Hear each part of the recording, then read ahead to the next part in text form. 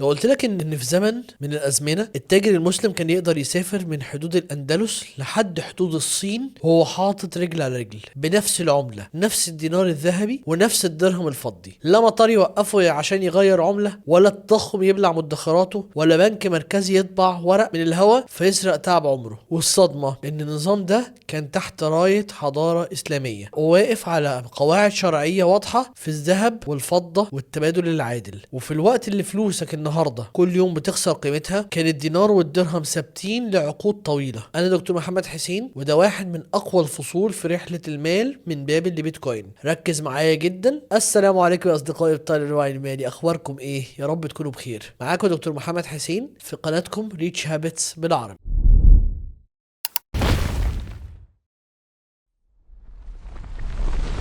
النهارده بنكمل رحلتنا التاريخية الممتعة، وبعد ما شفنا خراب روما بسبب غش العملة هنشوف النهارده عزة الإسلام وقوته الاقتصادية. هنتكلم عن عصر الفتوحات والتوسع التجاري. كتير مننا بيشوف الفتوحات دي كمعارك وبطولات عسكرية بس، لكن الحقيقة إنها كانت أكبر ثورة اقتصادية في التاريخ. المسلمين ما كانوش بس بيفتحوا بلاد، دول كانوا بيبنوا سوق عالمية مشتركة لأول مرة في التاريخ. هات فنجان قهوتك وركز معايا جدا، عشان بعد الفيديو ده هتعرف يعني ايه اقتصاد حقيقي مبني على اصول مش على وعود على ورق. يلا بينا. تخيل ان الامبراطورية الاسلامية وحدت مناطق شاسعة تحت راية واحدة. ده عمل ايه في الفلوس؟ اولا لغى الحدود الاقتصادية، التاجر ما بقاش محتاج يدفع جمارك كل 100 كيلو، العالم بقى سوق مفتوح. ثانيا تأمين الطرق. الأمان هو السلعة الأغلى في أي اقتصاد. لما الدولة الإسلامية أمنت الطرق، تجار بقوا يسافروا بقلب ميت من بغداد للقاهرة القرطبة. ثالثا ظهرت مراكز القوة. مدن زي بغداد والقاهرة وقرطبة أصبحت بورصات عالمية قبل اختراع البورصة بآلاف السنين. خليني أحكي لك قصة تاجر واحد بس، تاجر مسلم من بغداد هنسميه عبد الرحمن. عبد الرحمن ده كان بيطلع رحلة تجارة من بغداد لحد الأندلس، بيعدي على الموصل وحلب ودمشق والقاهرة والقيروان وبعدين قرطبة. كل ده وهو شايل معاه نفس الدرهم الفضي. مفيش حد يقول له العملة دي مش ماشية هنا،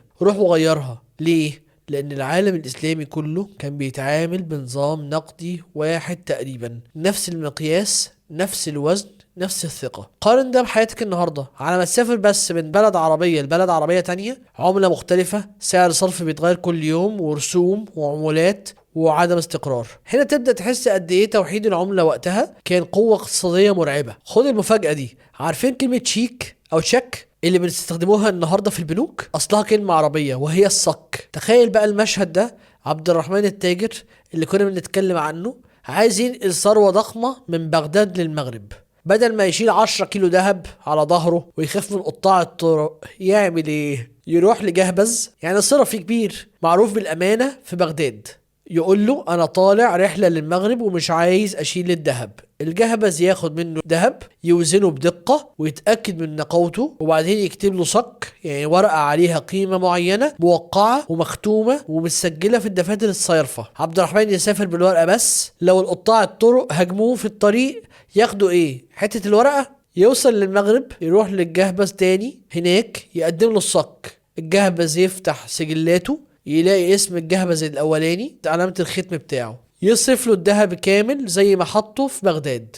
المشهد ده لو شلنا منه العمامة والجلابية لبسناهم بدلة وكرافتة، هتكتشف ان ده هو نفسه نظام التحويلات البنكية واختباط الاعتماد اللي البنوك بتستخدمها لحد النهاردة. المسلمين اخترعوا الائتمان بس من غير ربا، مبني على الثقة والأمانة وعلى قاعدة رد الدين وأداء الأمانات. على عكس الرومان اللي غشوا عملتهم، المسلمين طبقوا المبدأ الشرعي، الذهب بالذهب والفضة بالفضة. الدينار الذهبي كان ذهب نقي بنسبة 95% وأكتر، قيمته فيه مش بيحتاج وعد من حكومة عشان يصدقوه. الدرهم الفضي كان هو عملة الشعب والتعاملات اليومية. ليه النظام ده كان جبار؟ لأنه منع التضخم تماما. الدولة ما كانش تقدر تطبع ذهب من مفيش، فكانت الأسعار مستقرة لدرجة إنك ممكن تشتري حاجة النهاردة وبعد 30 أو 40 سنة تلاقي سعرها قريب جدا من اللي كان قبل كده. المؤرخين حكوا لنا حكايه لطيفه. في بعض العصور الاسلاميه كان سعر الخروف تقريبا ثابت لسنين طويله جدا بالدينار والدرهم. تخيل جدك زمان وجايلك النهارده، لو الاتنين ساكنين في نفس العصر ممكن يشتروا تقريبا نفس الحاجه بنفس العمله من غير ما يحسوا ان الزمن سرقهم، زي ما التضخم بيسرقنا دلوقتي. اسال نفسك كده سؤال، كم مره سمعت جمله ابويا كان بيشتري الشقه بكذا، دلوقتي الرقم ده مش بيجيب اوضه؟ الفجوة دي اسمها الظلم النقدي. العصر الذهبي الإسلامي كان بيحاول يقفل الفجوة دي قدر الإمكان. عارفين ان اول حرب عملات في التاريخ كانت اسلاميه؟ قبل الخليفه عبد الملك بن مروان كان المسلمين بيستخدموا دنانير بيزنطيه. ملك الروم هدد الخليفه انه هيحط شتائم للاسلام على الدنانير اللي بيبيعتها للمسلمين.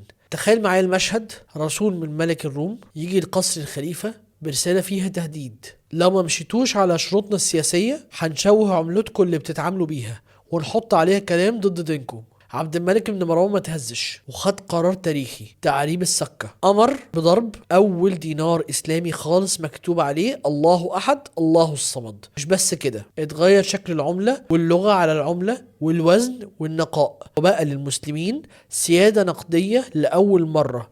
الروم اتجننوا، حاولوا يضربوا العملة الإسلامية بإشاعات، حاولوا يسيطروا على طرق الذهب والفضة، لكن التجار في العالم كله فضلوا الدينار الإسلامي. ليه؟ علشان وزنه كان أدق وذهبه أنقى وسمعته في السوق أحسن. الدرس هنا إيه؟ القوة السياسية بتبدأ من السيادة المالية. اللي مش ماسك عملته في إيده مش ماسك قراره السياسي ولا الاقتصادي. الاقتصاد الإسلامي ما كانش بس تجارة وأرباح، كان فيه بعد إنساني قوي جدا. نظام الوقف، الناس كانت بتوقف أراضي ومباني للصرف على المدارس والمستشفيات والمساجد والطرق. تخيل مدينة كاملة فيها مستشفى شغال مجانا للناس، ممول بالكامل من وقف واحد أو اتنين. يعني رجل أعمال ناجح يقرر يخلي جزء من أرباحه جاري بعد موته، فيضخ فلوس في تعليم وعلاج فقراء من غير ما يحمل الدولة مليم. في مؤرخين بيحكوا ان بعض الجامعات الاسلامية زمان زي بعض المدارس في قرطبة والقاهرة كانت الطالب بياكل ويشرب ويتعلم وياخد كتب والتمويل كله من الوقف. ده كان اقتصاد موازي بيخدم المجتمع من غير ما يرهق ميزانية الدولة. تاني حاجة هي الزكاة، كان بتضمن ان الفلوس ما تفضلش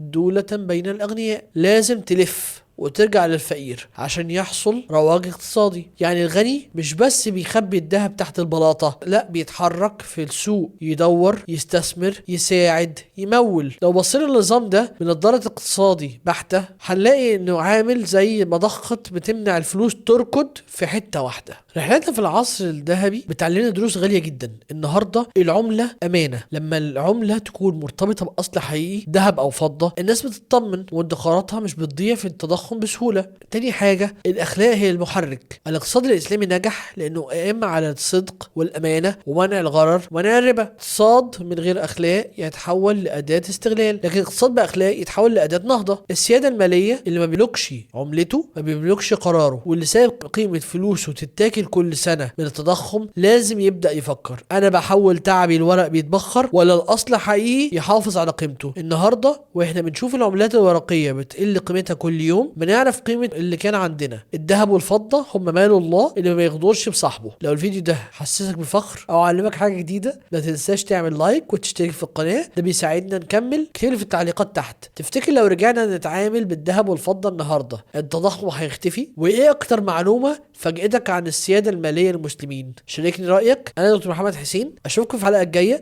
عشان نشوف إزاي تجار البندقية بدأوا يغيروا قواعد اللعبة تاني. خليك غني وغير عاداتك المالية. السلام عليكم.